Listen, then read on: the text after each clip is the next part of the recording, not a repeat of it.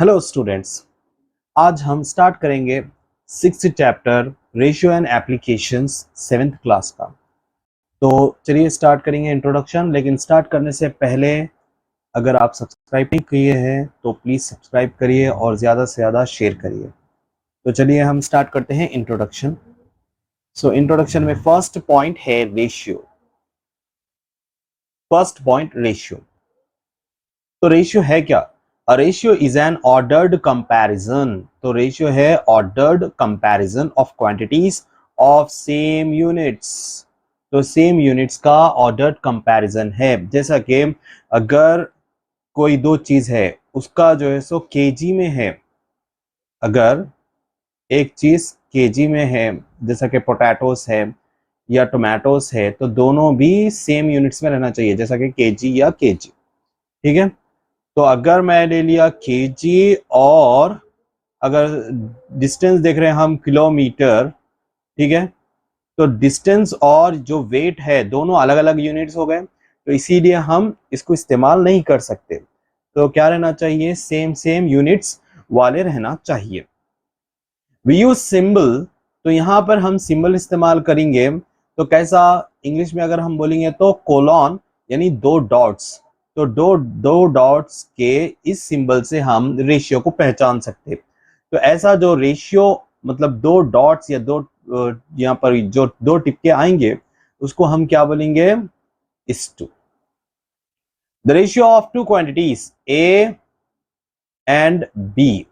दो क्वांटिटीज का ratio A और बी का वो हम ऐसे लिख सकते हैं ए इज टू बी। तो इसको रीड कैसे करेंगे हम? A is to B.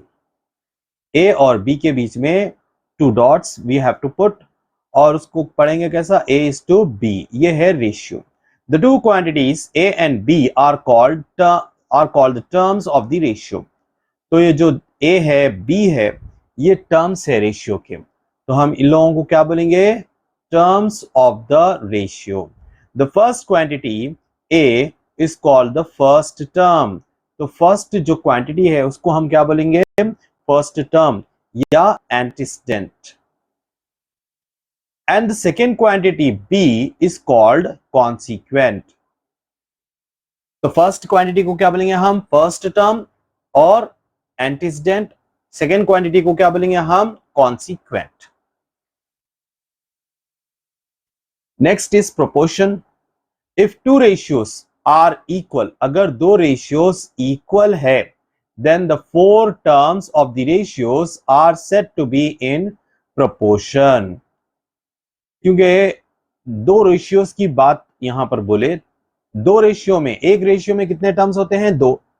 तो दो रेशियो में कितने टर्म्स होते हैं? Total four. तो फोर जो टर्म्स है रेशियोज के उन लोग प्रोपोर्शन में रहेंगे। तो प्रोपोर्शन के लिए हम क्या करेंगे? फोर डॉट्स पुट करेंगे, हम फोर डॉट्स डालेंगे और इसको रीड करेंगे हम इज एज। तो फर्स्ट जो रेशियो रहेगा वो है ए इज टू बी, सेकेंड जो रेशियो है वो है सी इज टू डी। ये दोनों भी इक्वल रहना मस्ट है। तो इन दोनों इक्वल रहे तो हम ऐसा लिख सकते हैं A is to B is as C is to D, और a is to b is equals to c is to d। तो अगर हम फोर डॉट्स नहीं डालना चाह रहे हैं तो हम इक्वल टू b डाल सकते हैं। सो a is to b is equals to c is to d, where a and d are called extremes। तो a और d को क्या बोलेंगे हम? एक्सट्रीम्स। एक्सट्रीम्स मीन्स एंडिंग वाले। तो जो a और d है ये एकदम लास्ट में है, और जो बीच के है वो है बी और सी। तो इसीलिए इन लोगों को क्या बोलेंगे हम? मीन्स। जो एंडिंग एंडिंग में रहेंगे उन लोगों को हम बोलेंगे एक्सट्रीम्स।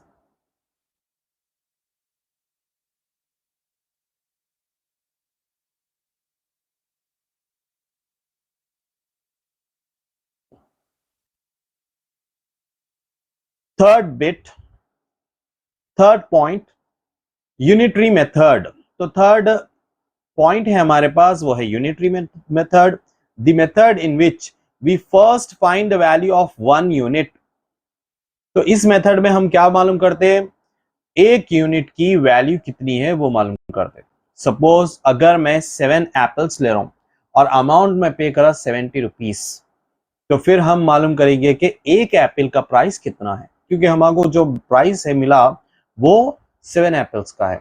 तो अगर मैं एक एप्पल का मालूम करूंगा तो उसको क्या बोलेंगे हम, यूनिटरी मेथड, क्योंकि हम इसमें एक यूनिट का वैल्यू मालूम करते हैं। And then the value of the required number of units, तो फिर उसके बाद में हम जितने भी रिक्वायर्ड यूनिट्स है उन लोगों के लिए वैल्यू निकाल ले सकते हैं। It is called unitary method. तो इसको क्या बोलेंगे हम, यूनिटरी मेथड, क्योंकि एक यूनिट की वैल्यू इसमें मालूम कर ले रहे हैं हम।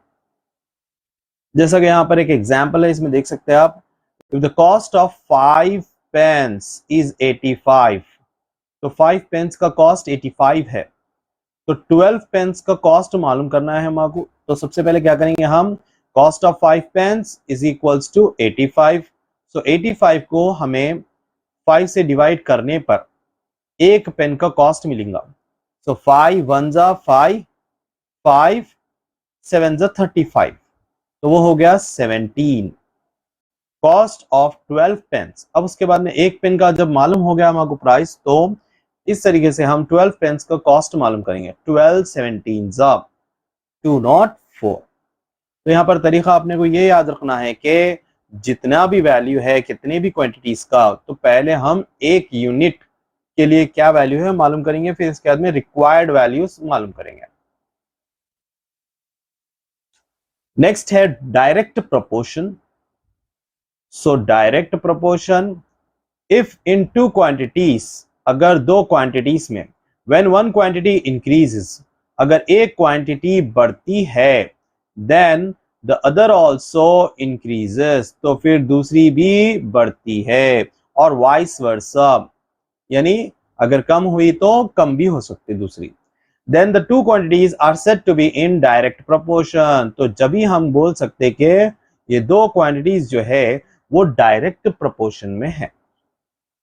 आई बात समझ में, अगर एक वैल्यू बढ़ रही तो दूसरी वैल्यू ऑटोमेटिकली बढ़ती। जैसा कि सपोज अगर कोई शख्स एक दिन में 1 kg राइस खा रहा, ठीक है, तो अगर मैं दो शख्स के लिए खाना देंगे तो कितना देंगे, 2 kg, 3 के लिए 3 kg, 10 के लिए 10 kg। तो जितना हम नंबर ऑफ पर्सन्स को बढ़ाएंगे उतना ही जो है सो हम अमाउंट ऑफ राइस भी बढ़ा देंगे। तो एक चीज बढ़ेंगी तो दूसरी चीज भी बढ़ेंगी, तो उसको क्या बोलेंगे हम, direct proportion. The number of books and there cost is in direct proportion. तो कितने बुक्स और जो उन लोगों का कॉस्ट है वो डायरेक्ट प्रोपोर्शन में रहेगा। सपोज एक बुक में 40 रुपए में लिया, तो 2 बुक कितने हो गए, 80 रुपए के। फिर उसके बाद में 3 बुक 120। तो जितना हम अमाउंट देंगे उतने ज्यादा बुक्स हमको आएंगे, मतलब जितने ज्यादा बुक्स हम खरीदेंगे उतना ज्यादा अमाउंट हमको देना है। तो इसीलिए इसको क्या बोलेंगे हम, they are in direct proportion. As the number of books increases the cost also increases.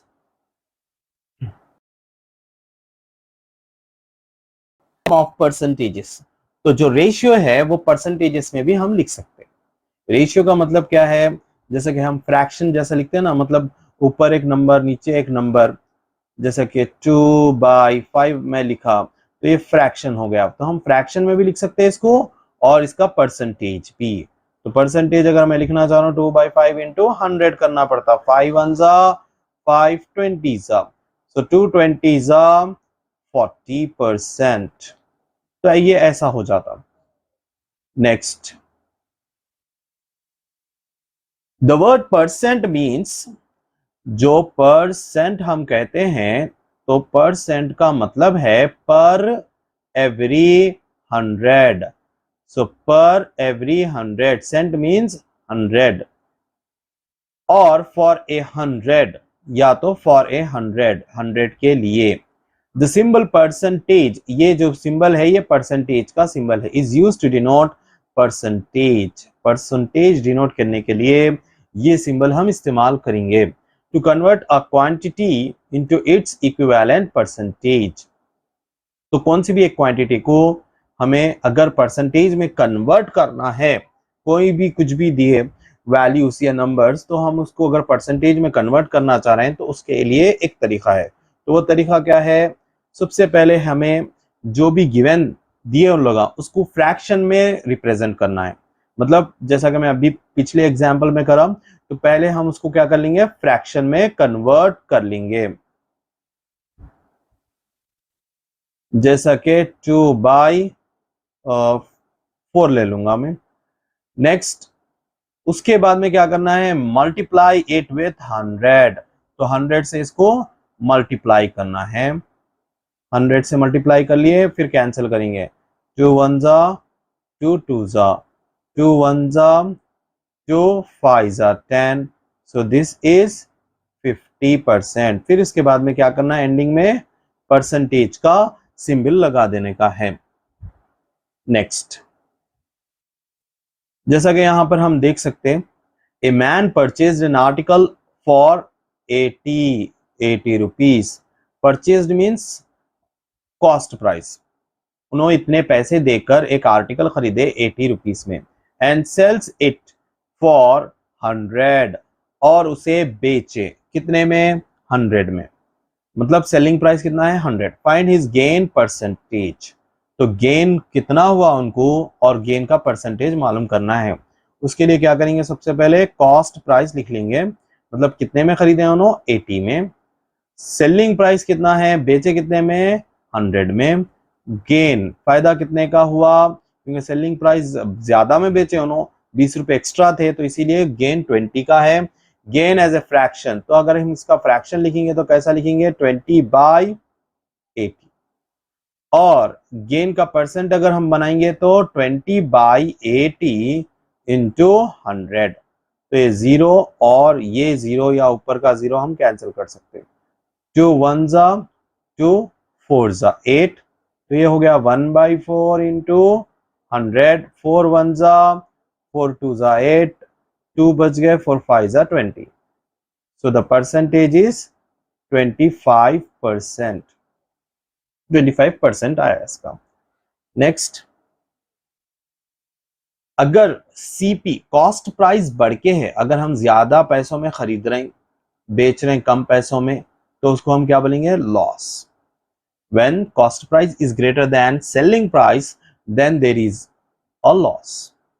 When cost price is less than selling price, अगर cost price छोटा है selling price से, then there is a gain. तो इसका मतलब क्या हो जाएगा? वो फायदा हो जाएगा। When selling price और cost price ये दोनों के बीच में यहां पर इक्वल टू है, ठीक है, दोनों भी अगर इक्वल है, नाइदर लॉस नॉर गेन, ना फायदा होगा ना नुकसान होगा, अगर दोनों इक्वल है। तो लॉस को मालूम करने के लिए क्या करेंगे हम? ये फॉर्मूला है cost price minus selling price. तो दोनों को माइनस करने पर, लेकिन पहले कॉस्ट प्राइस रहना है, तो हमें लॉस मालूम हो जाएगा। गेन के लिए क्या करेंगे? Selling price minus cost price. Selling price में से कॉस्ट प्राइस माइनस करेंगे तो हमें क्या मिलेगा? Gain. Discount is always expressed as some percentage of marked price. तो डिस्काउंट जो है, अगर हम कपड़े खरीदने जाते हैं तो 20% 50% ऐसा डिस्काउंट देते लोग। तो जो डिस्काउंट देते वो किसके ऊपर देते? मार्क्ड प्राइस के ऊपर। तो मार्क्ड प्राइस वहां पर कुछ भी लिखा हुआ रहता, जैसा कि 900 बोल के लिखे हुआ है, तो उसके लिए क्या करते? 900 का 20% निकालते। तो जो भी डिस्काउंट इन लोग दे रहे हैं वो एक्सप्रेस करते लगा परसेंटेज में, लेकिन किसके? Marked price. मार्क्ड प्राइस बोले तो जो भी कपड़े हैं उसके ऊपर एक छोटा सा का लेबल आता, ओके, वो लेबल पे जो प्राइस रहता है उसको मार्क्ड प्राइस बोलते हैं। Next, in general when P is the principal, P क्या है? प्रिंसिपल।